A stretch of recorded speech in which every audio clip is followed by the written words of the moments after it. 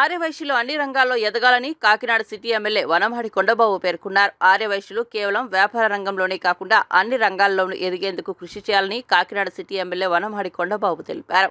ఆదివారం కాకినాడలో ఆంధ్రప్రదేశ్ ఆర్యవైశ్య మహాసభ కాకినాడ అర్బన్ జిల్లా నూతన కార్యవర్గ ప్రమాణ స్వీకారం మహోత్సవానికి ఎమ్మెల్యే ముఖ్య అతిథిగా పాల్గొన్నారు. ఈ సందర్భంగా ఆయన మాట్లాడుతూ మహాత్మా గాంధీ పొట్టి శ్రీరాములు వంశంలో పుట్టిన వారి ఆశయాలకు అనుగుణంగా ముందుకు పోవాలన్నారు. నూతనంగా ఎన్నికైన సంఘం సభ్యులు ఎవరైనా ఆర్థికంగా వెనుకబడి ఉంటే వారి అభివృద్ధికి కృషి చేయాలన్నారు. అందుకు తన వంతు సాయం కూడా అందజేస్తానని మంత్రి తెలిపారు.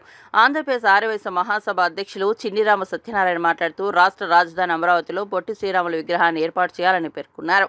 అదేవిధంగా త్వరలో ఆర్యవైశ్యుల కార్పొరేషన్ చైర్మన్ కూడా నియమించడం జరుగుతుందని ఆయన తెలిపారు. అనంతరం నూతన కార్యవర్గం అధ్యక్ష కార్యదర్శులు గాపులవర్తి కుమార్, ఐకల ప్రసాదరావు, కోశాధికారిగా గ్రంథి దిలీప్, మహిళా విభాగం అధ్యక్షురాలుగా పచ్చిపులుసుల వరలక్ష్మి, సేవాదల్ అధ్యక్షుడిగా దంగేటి సతీష్, యువజన సంఘం అధ్యక్షుడిగా పొలవర్తి వికాసుల చేత ప్రమాణ స్వీకారం చేయించారు. ఈ కార్యక్రమంలో ఆంధ్రప్రదేశ్ ఆర్యవైశ్య మహాసభ ఉపాధ్యక్షులు గ్రంథి నారాయణరావు, బొచ్చు శేఖర్, చెక్క ప్రకాష్, వి మురళి, గంగరాజు తదితరులు పాల్గొన్నారు.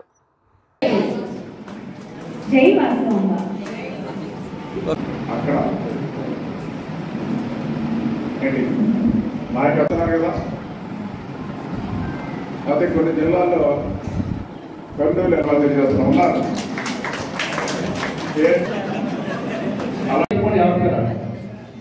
అను నేను కాకినాడ అర్బన్ జిల్లా ఆర్యవైశ్య సంఘమునకు 2024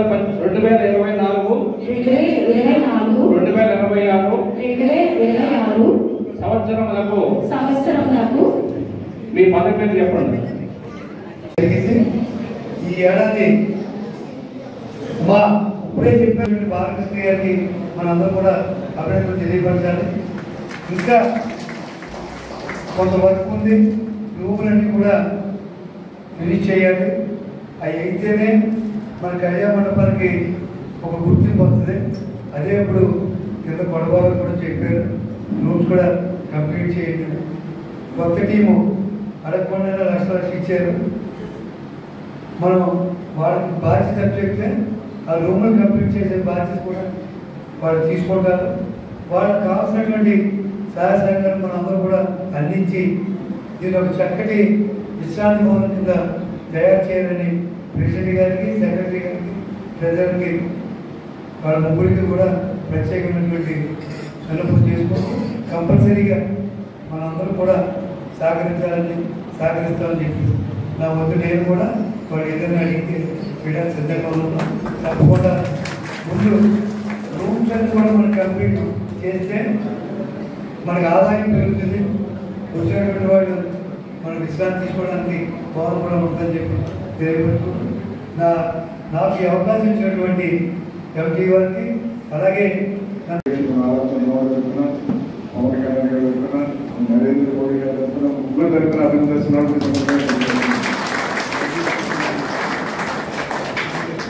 చాలా సంతోషం. ఈ బిల్డింగ్ వచ్చినాక చాలా ఆనందం అనిపించిందండి, చాలా సంతోషం అనిపించింది.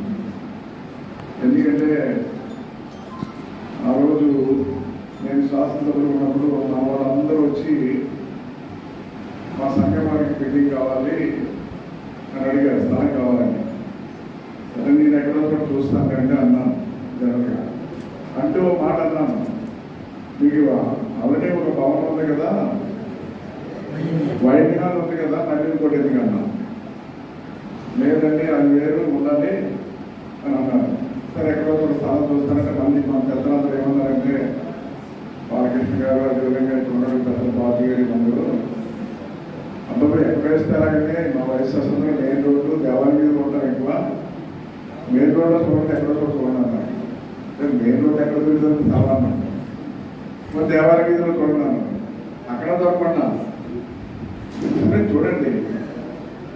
సరే ఒకరోజు ఇదంతా ట్రాఫిక్ జామ్ అయింది. ట్రాఫిక్ జామ్ అయ్యి నేను ఇలా రావాల్సి వచ్చింది ఈ వీధిలోంచి. ఈ వీధిలోంచి ఇలా వస్తున్నప్పుడు ఇక్కడ ట్రాఫిక్ జామ్ అయిపోయింది. జామ్ అయిపోయింది. చాలా సేపు అట్లాగే కారులో ఉన్నాం. ఇలా పక్కన చూస్తే ఈ స్థలం ఉంది. ఈ స్థలంలో అప్పుడు చిన్న ఇల్లు కట్టాము, ఒక చిన్న బిల్డింగ్. ఫస్ట్ టైం ఉన్నప్పుడు బిల్డింగ్ ఉంటే అది పాడైపోయి ఉంది. పాడైపోయి కింద దిగి చూసాం. ఈ బిల్డింగ్ మనం కట్టిందే కదా, అసలు ఎవరు వాడుతున్నారు ఏం వాడుతున్నారు అని చెప్పి అక్కడ కర్లడుతుంది. ఆ కర్లడులో అడిగాం మన ఏంటి బిల్డింగ్ ఎవరు చూస్తున్నారు ఏంటంటే చూస్తారంటే పేరు చెప్పకూడదు. ఇక్కడ ఉన్నటువంటి కార్పొరేటర్ వాళ్ళ చేతిలో ఉందండి, వాళ్ళు చూస్తున్నారని అన్నాం. లోపలికి వెళ్ళి చూశాను, అక్కడ అన్ని మందు బాక్సులు ఇవి రకరకాలన్నీ ఉన్నాయి. మరి ఏంటి ఇలా ఉందని చెప్పేసి అన్నీ బయటకు వచ్చి ఆ రోజు సాయంత్రం కమిషనర్ గారిని పిలిపించి ఆ స్థలం అంతే అది గతంలో మనమే ఇద్దాం, దాని పొజిషన్ చెప్పండి అన్నాను. సార్ 2 రోజుల్లో చెప్తారన్నాను. 2 రోజులు అయిన తర్వాత స్థలం ఉందని చెప్పాను. సరే నాకు ఎండ గుర్తుకొచ్చింది, మన వైఎస్ఆర్ ఏ మాట అంటే ఆ మాట జరిగిపోతుందో, మెయిన్ రోడ్ అన్నా కావాలన్నారు, దేవాలయం కావాలన్నారు, ఈ స్థలం అని చూపిద్దాం అని చెప్పి మనోడు చూపించాను. ఎందుకంటే ఏముందని ఇది ఇచ్చేయండి అన్నారు. ఇచ్చేయండి ఇచ్చేసాం, కట్టేసుకున్నారు. ఈరోజు బ్రహ్మాండం ఉందని సందర్భంగా చాలా ఆనందం. ఆ రోజు బాలకృష్ణ గారు కూడా ఫస్ట్ డబ్బులు ఇచ్చారు. ఎంత ఇచ్చారండి? చెప్పండి కదా, ఏం చెప్పుకోవాలి. మనమే ఇచ్చాం, 15 ఇచ్చాం.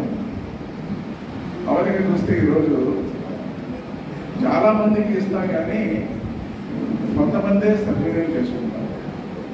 సద్వినియోగం చేసుకోవడం కాకుండా సమాజంలో ఉన్నటువంటి ఆ సంఘానికి, మీరు ఏదైతే సంఘం ఏర్పాటు చేస్తారో సంఘానికి ఉపయోగపడతారు, సమాజానికి ఉపయోగపడేలా చేసుకునే వ్యక్తులు ఎవరు అన్నారంటే అది వైఎస్ఆర్ అని సందర్భంగా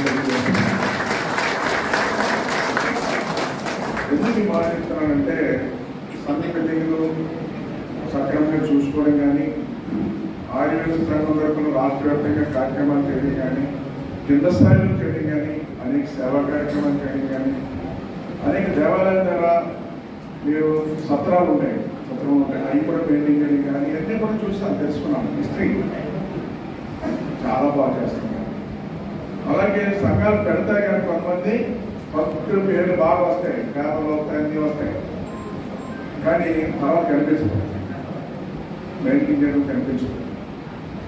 ఈరోజు సంఘాలు సక్రమంగా నడిపే దాంట్లో ఈ రాష్ట్రంలో ఆదివాసులుగా కష్టంగా నడుస్తున్నారని. అలాగే ఇక్కడ విచ్చేసిన ఆర్య వయసు సోదరులందరూ కూడా నా హృదయపూర్వక నమస్కారం తెలియపరుచుకుంటున్నారు. మరి ఈ రోజున సమావేశం చాలా చక్కగా జరిగింది. కాకినాడ అర్బన్ జిల్లా బ్రాహ్మణ శివగారు అంటే చాలా ప్రశాంతంగా జరిగింది.